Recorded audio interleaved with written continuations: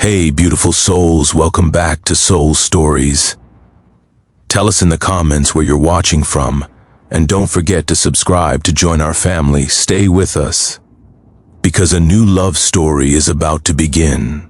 For 8 months, Harrison stayed away from his beautiful wife, convinced she could never love a cold man like him. But one night, he accidentally saw her undressing. The scars on her back told a story of survival, and broke every wall he'd built around his heart. The winter wind howled outside the grand stone ranch house that stood like a fortress against the wild landscape. Inside, Harrison Cole sat alone in his study, staring at the dying embers in the fireplace, while the grandfather clock marked another lonely hour past midnight.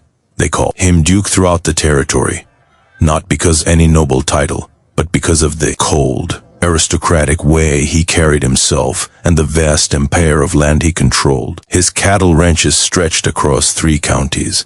His wealth was legendary, and his reputation for being as unyielding as the mountains themselves preceded him everywhere he went.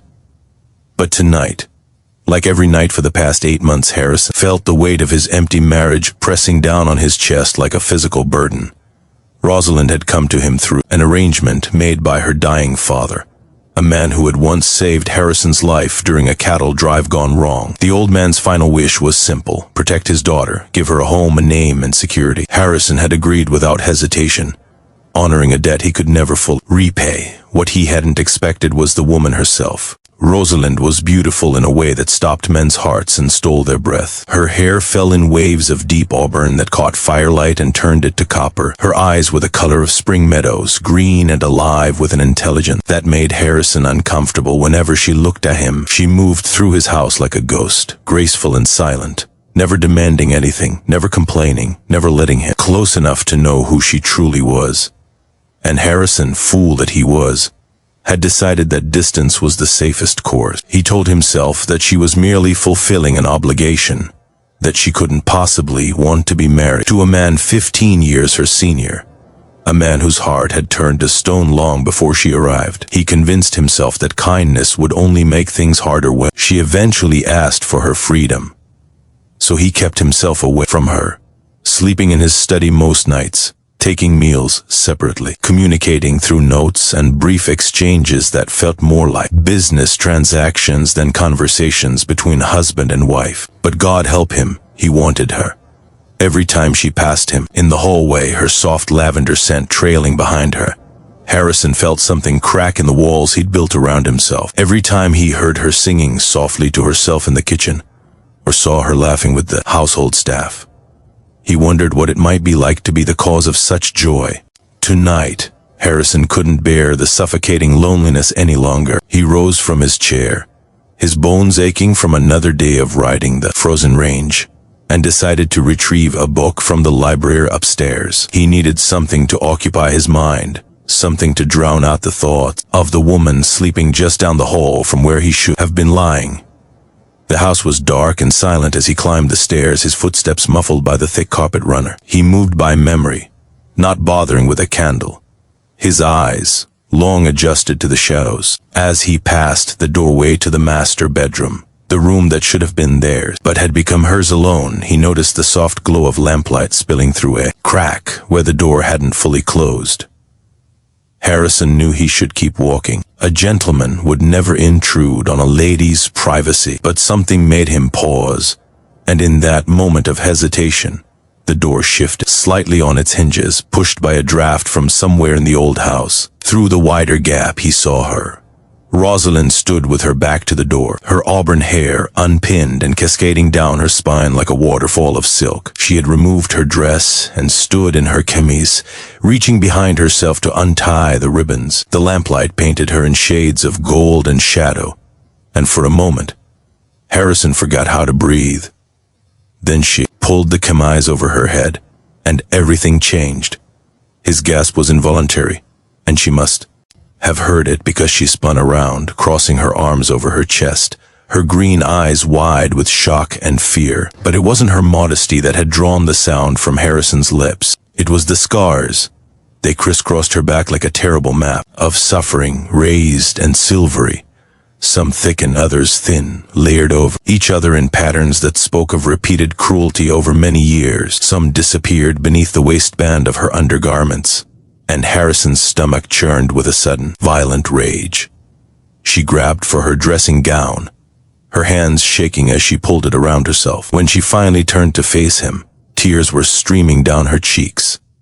Harrison pushed open the door and stepped inside, his own composure shattered beyond repair. He tried to speak, but the words tangled in his throat. All he could manage was her name, spoken like a prayer. Rosalind backed away from him until her shoulders hit the wall. She was trembling, and Harrison realized with a start that she was afraid of him. The knowledge cut deeper than any blade. He held up his hands, showing her empty palms, and slowly lowered himself into the chair near the vanity. He didn't trust his legs to hold him upright any longer. For a long moment, neither of them spoke. The wind rattled the windows, and somewhere in the distance, a coyote called out to the uncaring stars. Finally, Harrison found his voice. It came out rough, barely more than a whisper. He asked her who had done T.S. to her, who had dared to lay hands on something so precious. Rosalind's tear continued to fall, but she lifted her chin with a dignity that made Harrison's chest ache. She told him it was her stepmother. After her real mother died when Rosalind was only 7, her father had remarried quickly, desperate for someone to care for his daughter while he worked the land. The woman he chose had been cruel in ways that Rosalind still couldn't fully explain. The beatings had started small, punishments for minor infractions that no child could have avoided, but they grew worse over the years. Always hidden beneath clothing, always denied if questioned. Rosalind's father had traveled frequently, trusting his new wife to raise his daughter, never knowing the monster he'd left in charge. By the time Rosalind was old enough to speak the truth, her father had grown ill. She couldn't bear to burden him with the knowledge, couldn't bear to see the guilt destroy what little time he had left, so she kept silent, enduring the abuse until his death finally freed her from that house. But the scars remained, a permanent reminder of everything she'd survived. Harrison listened without interrupting, his hands gripping the arms of the chair so tightly that his knuckles turned white. With every word she spoke, he felt the ice around his heart cracking, splintering, finally breaking apart.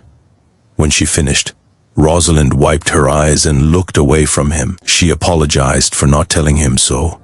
Ulner, she said she understood if he was disgusted, if he wanted to annul the marriage now that he knew the truth about her damaged body. She had been terrified of this moment since their wedding night, the night he'd barely touched her before, retreating to his study without explanation.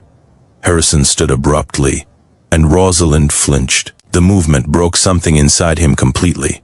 He crossed the room slowly, giving her every opportunity to tell him to stop, to push him away. But she stood frozen, watching him approach with those beautiful, wounded eyes.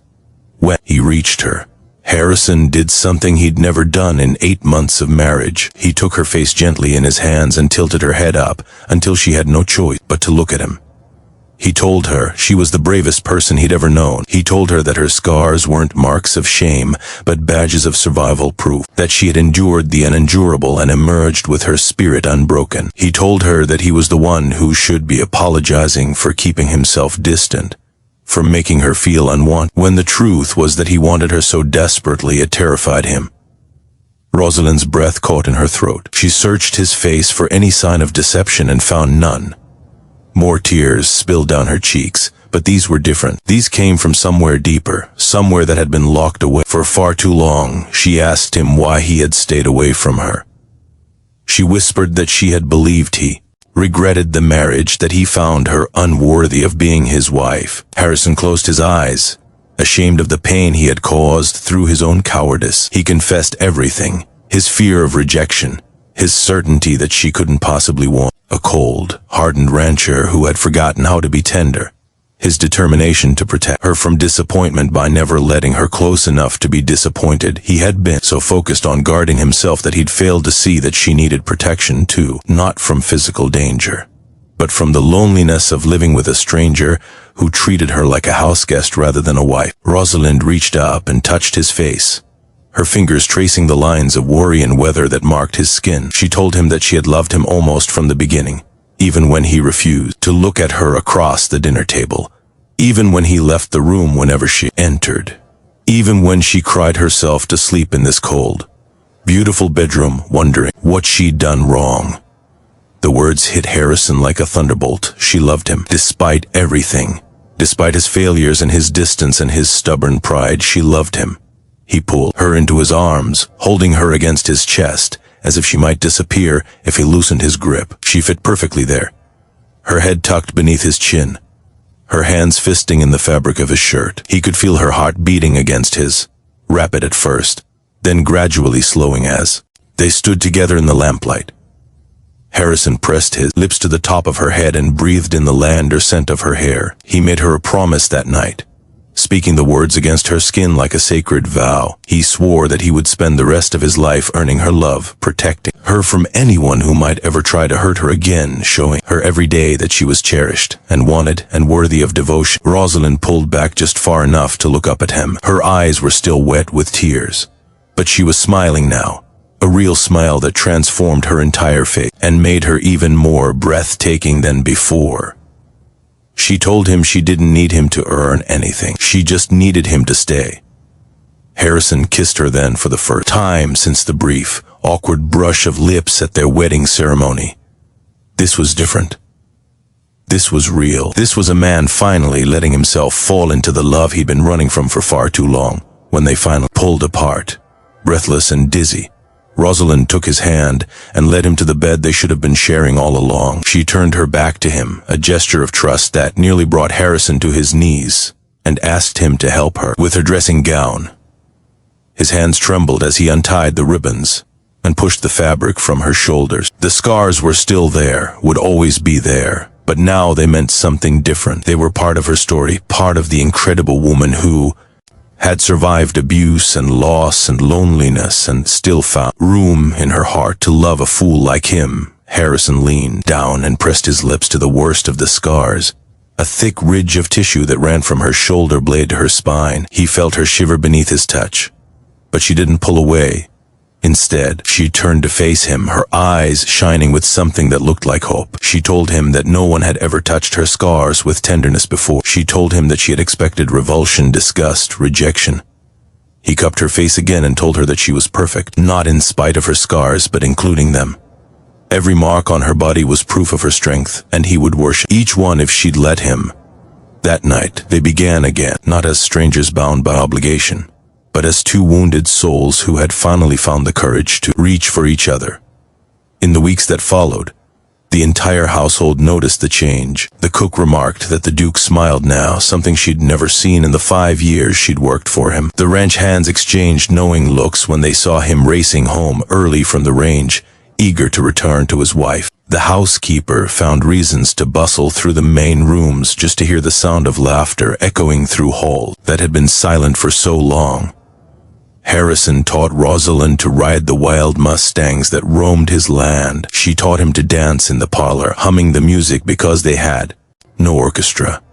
They sat together by the fire in the evenings, her feet in his lap, as he read aloud from novels she'd brought from her father's house. They talked about everything and nothing, sharing secrets and dreams and fears until there were no walls left between them.